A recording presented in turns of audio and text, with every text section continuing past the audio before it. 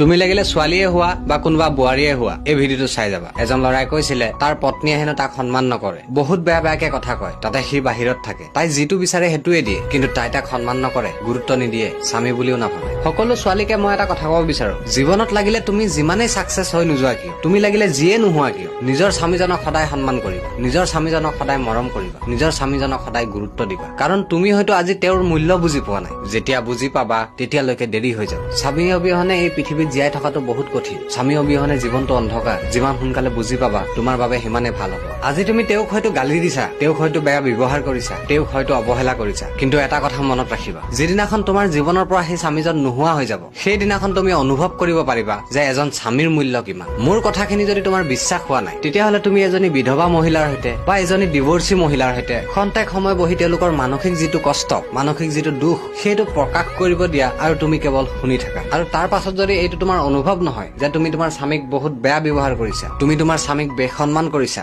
এই কথাবোৰ যদি তোমাৰ অনুভৱ নহয়, তেওঁক ক্ষমা খুজিব যদি তোমাৰ মন নাযায়, তেতিয়াহ'লে তুমি মোক আহি এবাৰ কবা আৰু মই মোৰ নাম সলনি কৰি দিম। ধন্যবাদ।